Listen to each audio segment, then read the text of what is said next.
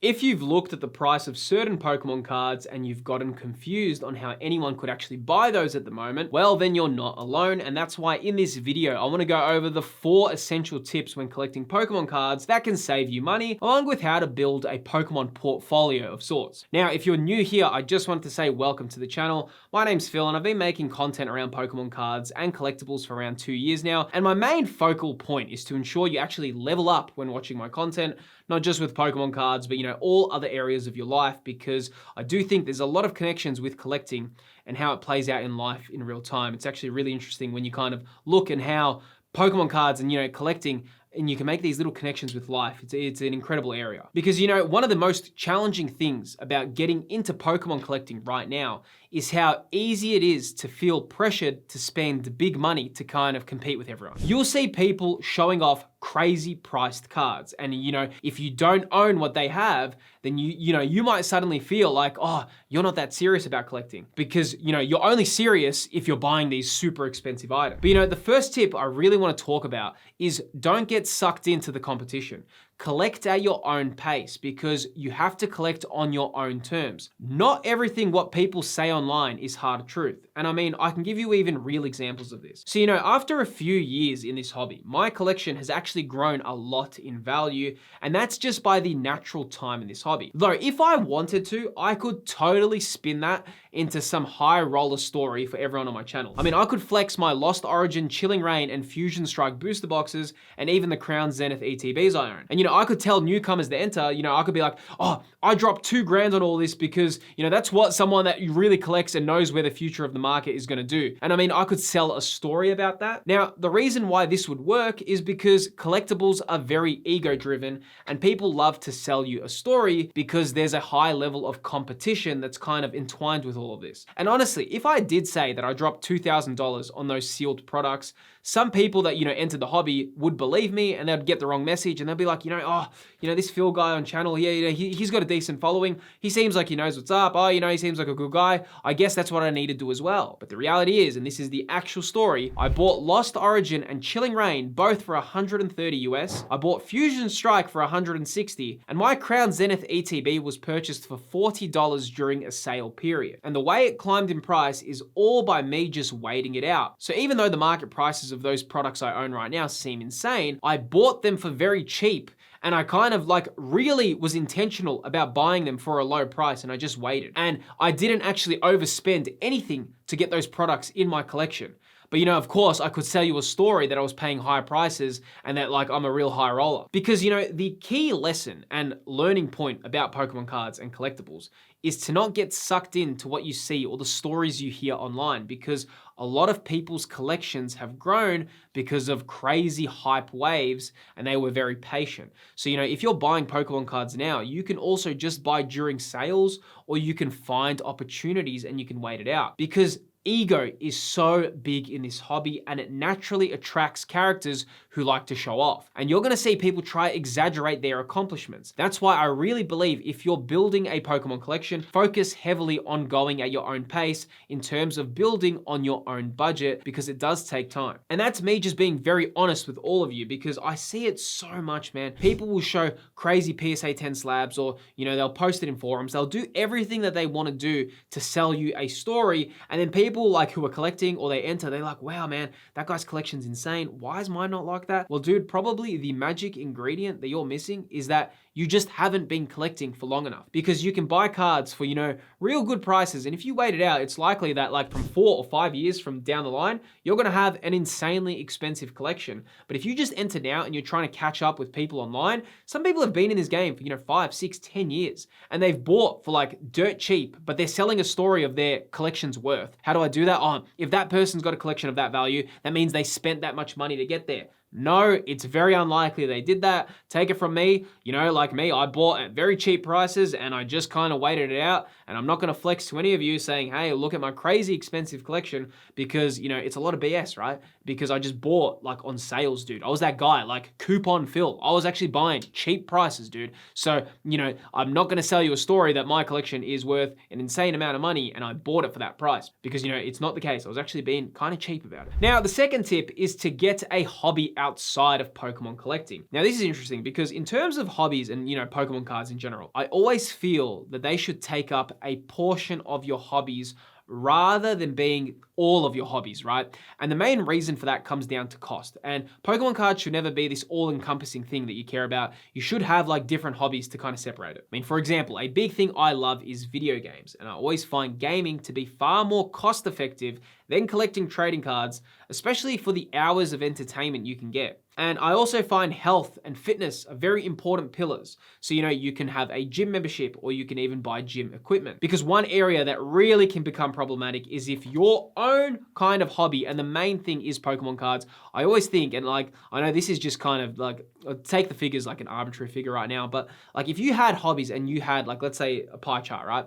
I would say that Pokemon collecting should take up 15 to 20% of your hobbies. The rest should be for different things that give you enjoyment, because it all comes down to the cost. The cost of Pokemon cards are so expensive that you could probably have some other crazy cool hobbies that cost, just the same amount of money, but you get enjoyment out of it as well. And like I always say, like my biggest thing, and for cost kind of effective, is like I think health is really important. I think gym memberships are important because you can actually train and focus on your body and level up there. It's not just about leveling up, what you have in gaming or cards. I always think your fitness is so important because, there's so many connection points to, feeling good and working out and what that does for your body. Now, while we're on the topic of health, if you do watch my channel, you know how much I focus on physical fitness and health, as it's one of the key pillars of life. And that's why I'm actually proud to have partnered with YESOUL Fitness, who have kindly sponsored today's video. Now, YESOUL has sent me their YESOUL G1M PLUS indoor bike. And honestly, this is the perfect bike to burn some extra calories while still enjoying your hobbies. Now, the G1M PLUS comes with a 21.5-inch 1080p screen, and it allows screen projection. Now, cycling indoors is such an easy way to get some low impact physical activity in. So, whether you're watching YouTube or catching up on a series or just listening to music, it's super simple because you can actually screencast that on the YESOUL, though, it's not just about low resistance exercises, because YESOUL also offers cycling classes, which is awesome if you want a actual more serious workout. The best part about all this is that you can do this all in the comfort of your own home. You can get immersive cycling workouts for a fraction of the cost of other premium exercise bikes, all with YESOUL's fun interactive classes. Now, what's so great, if you do want to try the YESOUL bike and purchase it, you can actually get $100 off with my discount code that's currently appearing on screen right now. A big thanks to YESOUL for sponsoring today's video,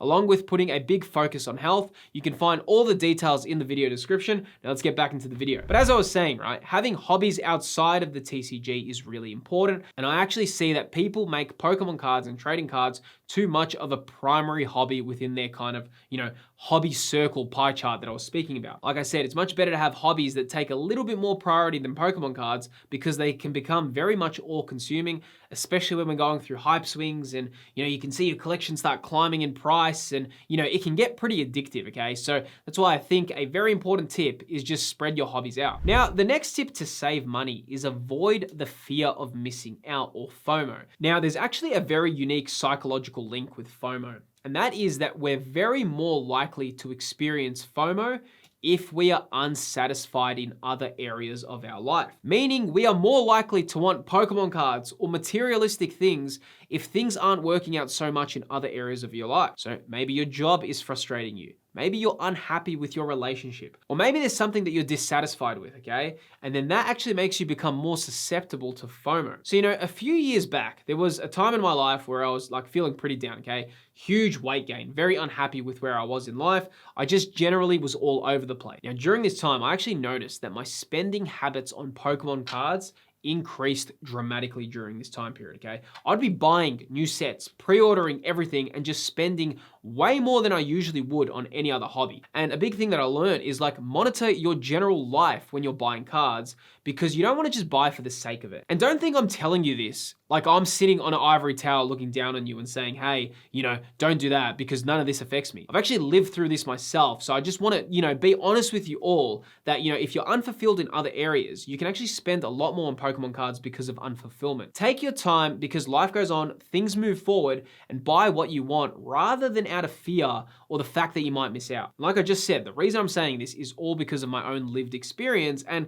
as I've made this channel and I've opened up about that, I've noticed so many people have had similar experiences. You know, I get so many messages of people saying like, hey Phil, man, love your channel, love what you talk about. You know, I actually went through this myself, dude, and you know, I spent a bit more than I was comfortable with, or you know, I wasn't that happy with where I was, and I you know bought this, or you know, I ripped too many packs. I've said this before and I'll say it again. I actually don't care at all about like having fans on my channel, right? I actually see all my audience as my own friends pretty much. And it's like any advice I give you is like the advice I would give any of my good friends that comes from a warm place and a place where I want you to level up. It is so important that, you know, when you're doing this or buying Pokemon cards, that you are looking out for yourself in every single way you can. And there's so many pillars of health, dude. Like I've done so much reading on this, so much kind of books I've learned about, you know, the pillars of life that we need to look after. And like I said, man, that health and physical well-being is huge. Your intellectual life, you know, what you're reading, what you're consuming, such a big part of your life that you need to focus on. You know, your emotional state, okay? How you feel on the day-to-day, because how you feel is how you go out in the world and act, okay? So if you're feeling good, you're feeling great about yourself, you know, you maybe lost a few kilos, you're in a high state, you operate from a better place. And one thing about Pokemon cards is they can kind of like, they can come into your life and they can, you know, if you kind of divide all your other areas of your life, like I was saying, like, you know, your physical health, you know, your emotional life, your intellectual life, Pokemon cards, like, especially when you enter the hobby, they can start taking up that whole wheel. You can just be like, whoa, this is crazy, dude. This is so exciting. Wow, every new set, I can't keep up. I'm watching all these videos. Wow, this is insane. And the reason for that is because they're just like that. There's something about these cards, you know, they just suck you in so much. It's just so important to have, you know, different things that you're looking out for. Now, the final tip is understand to become part of an era. Rather than chasing what's already been, just focus on what's out right now, because each new era of Pokemon collecting is exciting, and it's important that you should just learn to become part of that era. What I mean by this is, you know, I see like, you know, people come in and then they go, oh man, I missed out on Pokemon 151. You know what? I'm gonna now go buy Pokemon 151. And I'm gonna catch up on that because I missed out. But you know, I was around during Pokemon 151, okay? And when Pokemon 151 released, dude, it was a very easy set to get. And you know what everyone said about Pokemon 151? Everyone was like, nah man, Evolving Skies is way better. Everyone said, we're never gonna get the next Evolving Skies. Well, guess what? It was right under everyone's noses and it was Pokemon 151. And right now, a lot of people don't even really like, I mean, Evolving Skies is still loved, but I think like the general sentiment, people like prefer 151 over Evolving Skies at the moment. And that's what I mean, it can shift so much. So, you know, back when I was collecting 151 and it was easy to get, everyone was focused on Evolving Skies. Now, what's happening right now is we're in this new Mega Evolution era. We're probably gonna have amazing cards that come out in a few years as well, but what's more important is just enjoy that era of collecting and become part of the era that you're in today. Do not try focus on going back with every previous era and trying to like collect all these cards from, you know, back then or back way then, because what will happen, and it's more likely than not that this is gonna happen, you're gonna get very burnt out and, you know, you're gonna get, that's kind of like where the real cost of the hobby comes in if you're buying older sets. That's what I mean when I said like earlier in the video when I was talking about my Fusion Strike or Lost Origin, dude, I can flex on those. I can kind of say, oh, look what I own. But the reality is I bought those for a bargain, dude. I bought that for so cheap because I was there for that era. But you know what era I wasn't around for? The XY era. So if I was now gonna try buy all those XY TCG sets, dude, I'd be spending insane amount of money. Like, you know, oh, I'm gonna go buy like a Flash Fire booster box to, you know, put behind me. So when I'm talking about you, it gives me more status, man. It gives me more credibility. No, dude, why on earth would I do that? I think my wife, if she saw me buy, I don't even know what Flash Fire is selling for right now. If she saw me buy that, she'd be like, Phil, come here, conversation right now, buddy. We're gonna have a real chat. Yeah, I mean, dude, like you gotta be careful when you're buying these cards, right? And that's what I mean, like do not go back to the old eras. Don't go back chasing, you know, crazy sets, because it's very important to be here and in the now and in the present. But you know, in terms of spending and saving money when it comes to Pokemon cards, it's actually really important to learn about the psychology of collecting. And I do reveal the answers to that in this detailed video on screen here. Within this video on screen, I do a deep dive into how to actually collect Pokemon cards on a budget. If you enjoyed this video, you can learn more about that topic in the video that's appearing on screen. I really appreciate you watching, and I'll see you on the next video.